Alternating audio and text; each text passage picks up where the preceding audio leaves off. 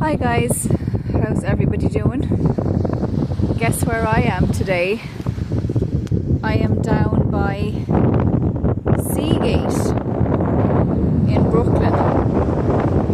And I know what you're going to say, what's there, matey? Well, what's there is Epstein's old house. Somewhere here, don't know how well you can see these here. This is a private gated community. If I go in here, I'll be prosecuted. Look, trespassers will be prosecuted. Don't want no dirty plebs in here. Now, so what's the story with this place? Well, the history was that my old friend JP Morgan, who seems to be my fucking stalker now for me life, he had a house here, a holiday home, and so did the Vanderbilts. For those who don't know, Anderson Cooper, the new so-called news journalist, is a Vanderbilt. And look up his childhood photos sometime with his mammy, with all her doll heads and her interesting religious things in the room. I'll just say that they're interesting. I could say that there's something else starting with the Ness, but I won't, because they get into trouble, you know, when you call out the S people. But it's just mad to me that the Morgans and the Vanderbilts and all these highfalutin people have a connection to this place, and then a few decades later Epstein and his family are living here. Now, who lives here? Well, it's mainly Orthodox Jews now, either Ukrainian or Russian. Before that, it was ordinary American Jews, like Woody Guthrie lived here for a short time. He had a Jewish girlfriend and her mother had a house here. But it was supposed to be mainly middle class. I mean, Epstein did not grow up prosperous. I mean, I know this is like a private gated community, but it's not what you think. His dad worked for the Parks Department and his mom was a teacher's aide. Now, none of those jobs are really good middle class jobs, actually. Those are more working class salary.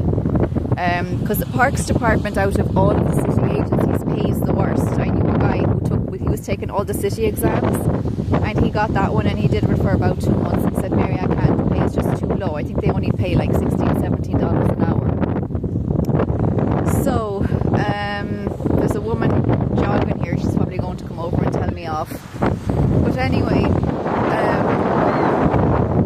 what was I going to say? So I was looking at Ali Mac Forever. She did a good video on a guy who she believes may have been Epstein's dad, who had formerly been a Hollywood director. I know, it's weird. I can't remember the name of the video.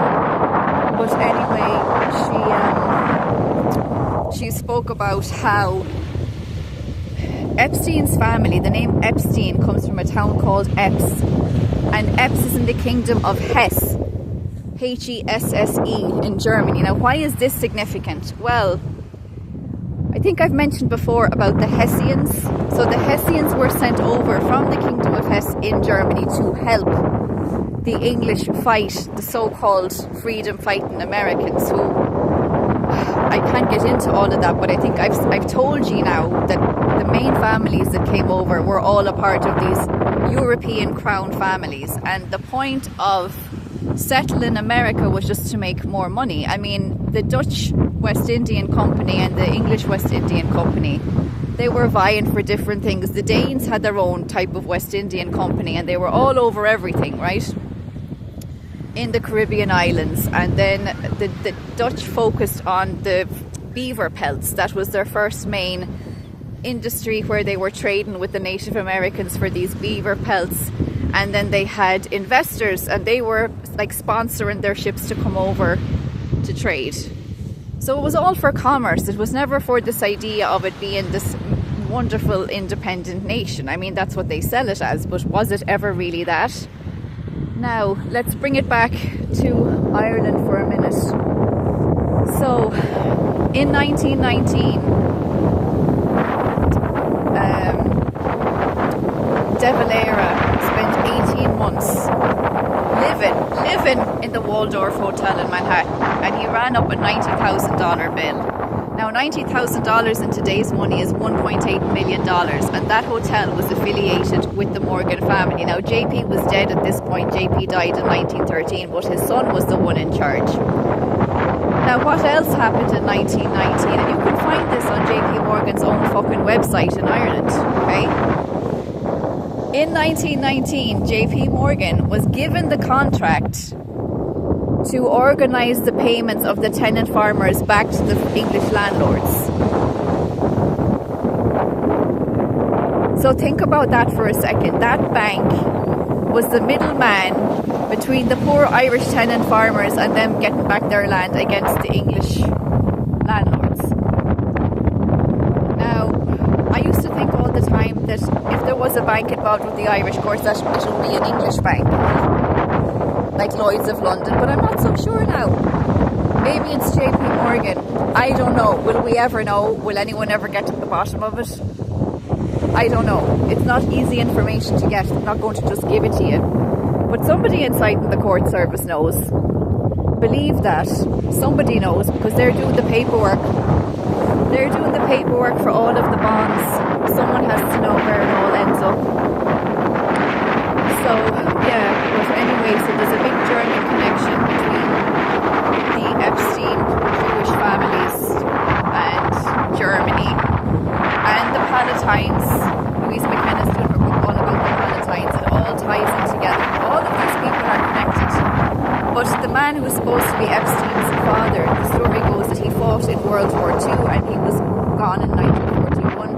Now, the war ended in 1945, but from 1941 to 1952, there was no trace of this man anywhere. Like, for 11 years, he was just gone. Where was he gone? Where was he gone for so long? I mean, obviously, he went to fight in Europe if he was in the war, but did he stay there? And if he stayed there, who was he staying with, and what took him so long to come back? They all know each other. And another interesting thing about old JP. JP started his own maternity hospital because he was getting so many women knocked up. So many women knocked up that he was worried about them dying. Janie wasn't that fierce, warm-hearted of him. So he opened a hospital for them to give birth in safely. And you don't know where his children went. You know, were some of them sent back to Ireland to be your current politicians? It's very possible. It's very possible. And people are wondering why they don't care about the Irish people. Because they're not Irish. Their history is not Irish. Most people don't get it. They think there was a group that left out from Mesopotamia, Babylon, Phoenicia, Canaan, whatever you want to call it. And they moved into the border of Georgia, the country, which is now part of what they call the Khazarian Empire, right? Georgia, Ukraine over there. But they were there before the Khazarians converted to Judaism. So they had already come with their Babylonian ways, their Babylonian magic, their Babylonian money system. They moved, and they were among those people. Then those people converted to Judaism, and that's how that area became contaminated with that weird satanic demented ideology. And over time, it's just gotten worse. And if you see the Ukrainians in Ireland, watch them in some of their, big group meetings if they're having a parade or whatever, because I've seen it for myself. They're flying this red and black flag. That's a Nazi flag. And if you look up who their great hero Bandera is, Bandera was a bad bastard. And I mean a bad bastard. They'll tell you he was a nationalist. Nah. So, I'm going to get a little dark now for a minute and might be slightly off topic, but I just want to talk about hate and what hate is and like who we are as people and all of that and how I know that we're different to them. So a while ago now, it's a lovely view. A while ago now, look, they're spraying the skies though. Do you see the streaks? Oh my god. So it's going to be crap this week. Better enjoy the only nice day. Anyway, a friend of mine met a guy in Australia, and he was from the former Yugoslavia, and he hadn't just been in the Balkan War, like he actively participated. I mean, he knew Slobodan Milosevic personally. Now, he would have been young at the time. He would have been a teenager when this was going on, but I think his dad was very involved, so of course he went along with them. And, you know, they were drinking and whatever. He starts opening up more and more, and he says that he killed people. And then the Irish guys were like, well, how did you do it? And he said, well, I had to put a plastic bag over their head and then shoot. Now, what's significant about that? Well, you might think that you hate people, right? You might think that you hate someone's guts, but I am telling you, if it came down to that moment and you really had to kill them at close range, you would find it very difficult to do that. You know, I mean, this guy was in a place where he hated other ethnicities. He hated the Muslims, he hated Croatians, whatever he had on his agenda. He did not like those people. And this was in wartime. And even with that, even with all that supposed hatred he had inside himself, he had to chicken out and use a plastic bag so he wouldn't have to look into another man's eyes and see the fear and the terror and the pain. Now, contrast that with Epstein and Ghislaine. They strangled many, many girls. I know Ghislaine is in there for human trafficking. She should have been there for multiple murders. And the same with Epstein, and the same with all of them. So you have a man in wartime who had to use a plastic bag in order to shoot another person. But these fuckers were able to strangle many, many, many young girls at close range and watched the life leaving them and enjoyed it. It was part of the whole kink.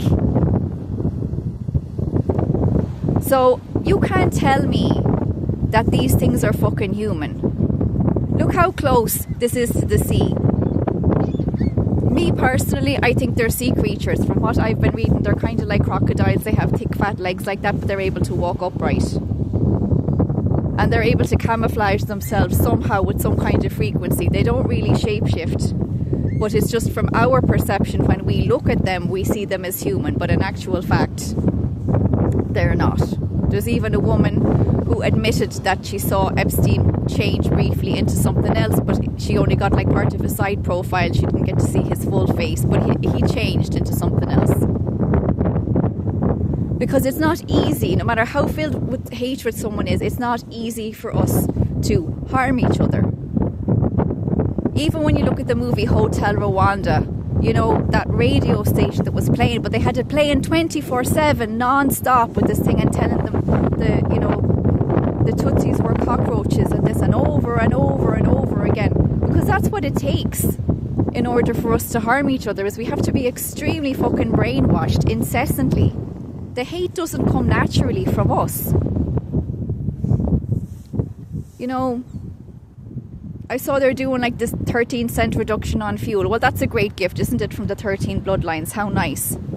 And then you contrast that with James Conway, and he had his hoolie, and everybody went and they had a fantastic time. And all of those people that went and sold their goods there, they all got their money into their hand. No middleman. That's why we have to start doing it. We don't need these fucking sea merchant, sea creatures, whatever the fuck they are, the great sea merchants of the earth. Well, fuck them. Fuck them now at this point. And I know we don't have much time left. They're going to try and do all their bullshit, but we have to come together. We have to come together. There's no other way around it, because they are thick as thieves. Absolutely thick as thieves, because that's what they are, is they're thieves. But going back to JP and his hospital again, so another mad fact is that Alexander Hamilton's widow, she opened an orphanage. Yeah, an orphanage. They love children, don't they? And look up who the current Earl of Ulster is. And look up who his wife is and what she does for a living. Yeah, because they love those hospitals, so they do. They love helping us. Absolutely love helping us. Anyway, I leave it there. So that's where Epstein grew up. Pretty much in the fucking Atlantic. In his private gated community where nobody can go. Unless you're part of the Babylonian death cult. I know I'm not talking about real Jews, but these Ashkenazis are not bloodline Jews. They're just not. They're Mesopotamian, Babylonian, mixed with Eastern European. So nothing to do with, well, they are to do with the Middle East, but not from the region that they're saying. And most Roman emperors were Syrian, not Italian, so everything is about them reclaiming their old home, which is what they call the Greater Israel Project. Anyway, that's all, guys. I hope that was a little informative. I know I talked about many different things, but that's just how my brain works. I can't just talk about one thing because it's all connected. Anyway, that's it, guys.